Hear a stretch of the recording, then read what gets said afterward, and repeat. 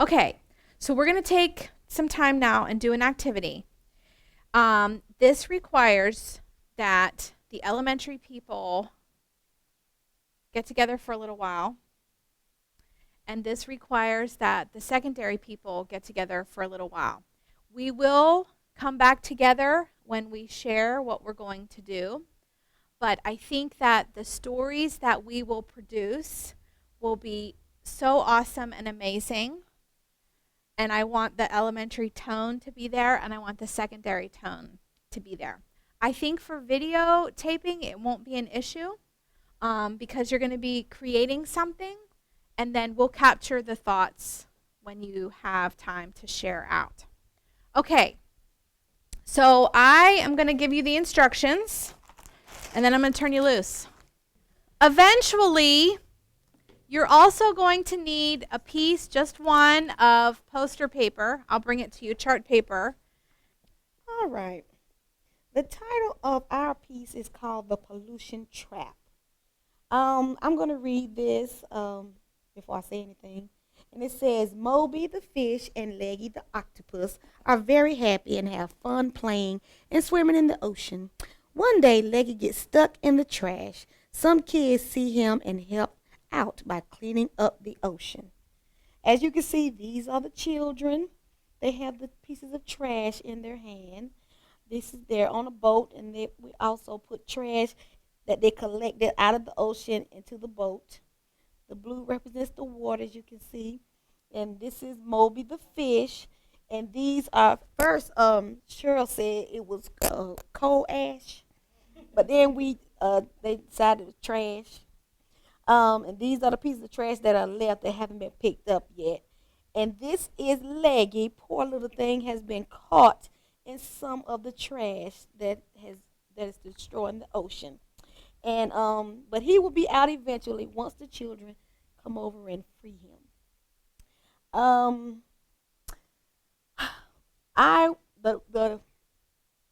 In the title, the word pollution, as far as the literacy, I thought we took that up a notch with the literacy, and because we could have called it the trash trap, but we used the word pollution. So that was one of the words that we kind of upgraded on. And let's see. And that's about it. Does anybody want to add to? Okay, here's our story. We didn't give it a title, but as I was sitting back there thinking, I was like, you can have your children create a title based on the story and what they read. And it was, in the beginning, there was a term called mononomial. There he is. He wanted companionship, so he called his friend Tanya at the house. But she didn't answer since she was talking to some random lady at Walmart.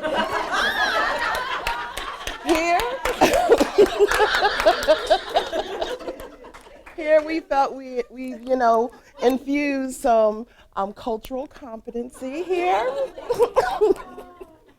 So he cried tears, which fell into the mountain, which seeded the earth and gave birth to the binomial. And there they are.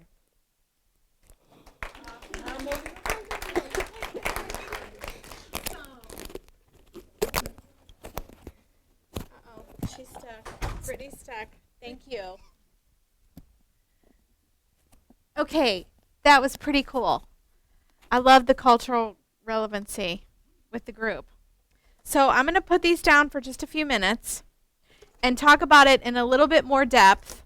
And as I said, the instructions and the template are all on Dropbox, and they're Word documents, so you can change them as you see fit. This is one of the most versatile activities that you can use with your students in any content area. What I think you have to be aware of is how much or how little guidance you want to give them. And the really important piece with the tear up activity is that they don't decide about the story before they tear up the paper. Because that's part of the whole, like, whatever emerges with the tearing up of the shapes, it is what it is. Because if you do the story first in some cases, and you may have even found yourselves doing this. You go back and you try to like tailor make things a little more, which is okay, but it's much more creative when the students tear the paper first and then do the story. Turning up the volume with the literacy. When students are asked, especially when they begin the revising and editing piece, when students themselves are asked to identify Tier 1, Tier 2, and Tier 3 terms in the story, sometimes they're a little longer. I think one of the examples you can see depends on the grade level, obviously, and the developmental level. But as the students get older and the stories are a little more in depth, not that younger kids can't do in depth stuff, don't misunderstand me with that. They can identify, some teachers have, I'm just going to like pick random shapes. Some teachers have the students circle the Tier 1 words that they recognize. And then they draw a square or a rectangle around the Tier 2 words. And maybe they draw a triangle around Tier 3 words in the passage. That does two things. First of all, it helps the students take on a little more ownership of identifying things themselves. And second of all, it gives you an idea. It's almost a form of assessment. It gives you an idea of where they're still missing the mark and how you can help clarify certain things. And it'll also open the door for questions, because in some cases, in many cases, students will say, well, I know I'm supposed to pay attention to this word or these words, but I'm not really sure why. Or I'm not really sure if this is a Tier 2 or a Tier 3, how that works. You can also have students identify words that they need help with. Maybe they draw a triangle around words they don't understand in the story. Anything, like I said, it's very versatile. What was coming to your minds when you were doing the activity? How were you thinking about how you could possibly use it? Maybe, kind of. What were you thinking, Torian? That's awesome. That's a great idea. Yeah, absolutely. The other thing that's really cool about it is when you let the students be as kooky and funny as they want, on the appropriate side, they will write stories that you never knew they could write. They will go really, really in depth.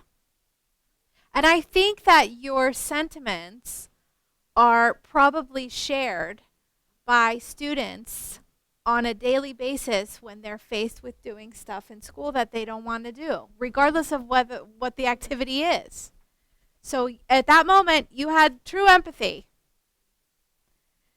And the cool news is, A, you don't teach math. Phew, thank goodness. B, you can make this feel the way you think works best with your students, which is kind of the purpose of collaboration. I will add, when you do this with your students, it's really important to do two things. First and foremost, like always, you got to strategically group the kids so that you know who can do what with whom.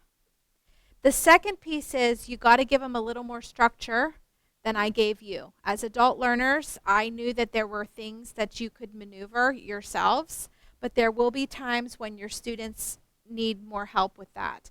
When I do this in a K-12 setting, I always provide role cards for the group members so that I decide, or it's, can't really say I decide. There can be some strategic targeting of who's the reporter, who's the recorder, who's going to be the person that cleans up, the harmonizer, or whatever the polisher, whatever your group roles will be.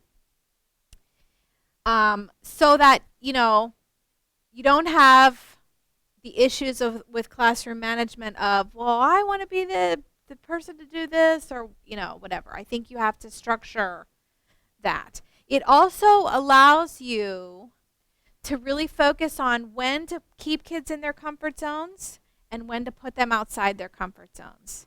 And if you're strategically pairing people so that you could have the rapport that you two just naturally developed and you guys naturally developed in your group, that will help the students who aren't interested in all parts of the project at least be able to shine in one element that they may be interested in. It's all about teamwork.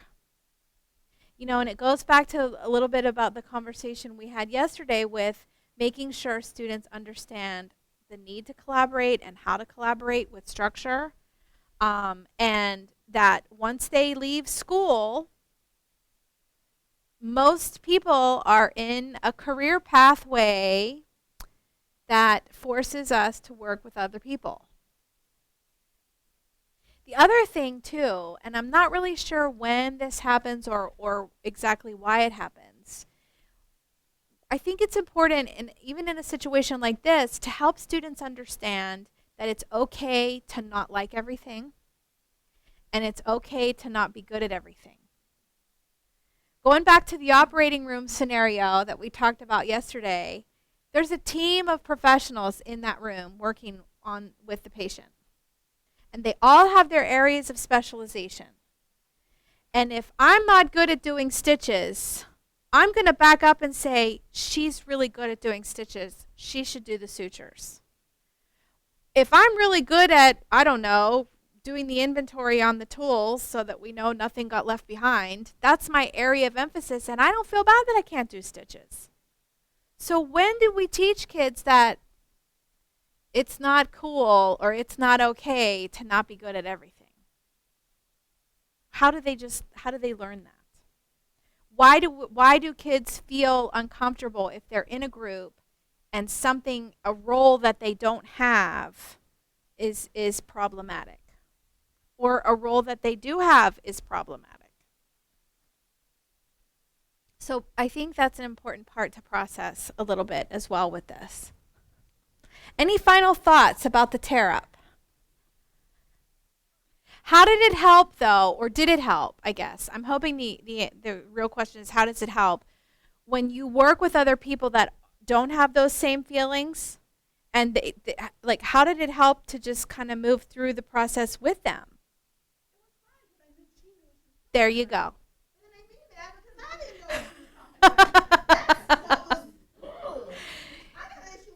I understand.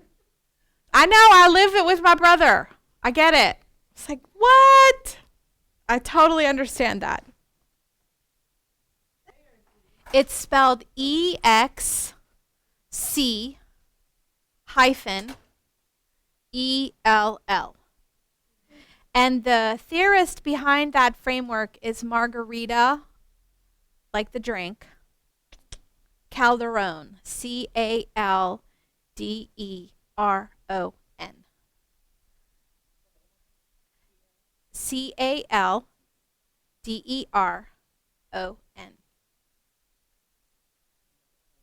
Margarita. So as we finish up with this concept for today, what would you now tell other teachers about literacy across the curriculum? Anything. It's for the birds. Debbie hates math. It's everywhere. Good call, Cheryl. What else would you tell teachers about literacy across the curriculum? Make it relevant. Make it fun. Yes, use the appropriate vocabulary. Understand the language of your content. Empathize with your kids. Yes. That's right. And I'll be honest with you, Debbie, the true reality is there are lots of content area teachers, especially in high school, who don't love literacy, which is why they didn't choose to teach language arts. So it's a step outside the box for them to even go there. They do feel like you feel. Absolutely. It's a step outside the box to create something that involves reading and writing or academic conversations or all of the above to incorporate that in their lessons. So help them with that. That's my request to you is now you can help other teachers and tell them the bottom line is it's doable. You can make it as if you love math, you can make this as math quirky as you want if you're a math teacher.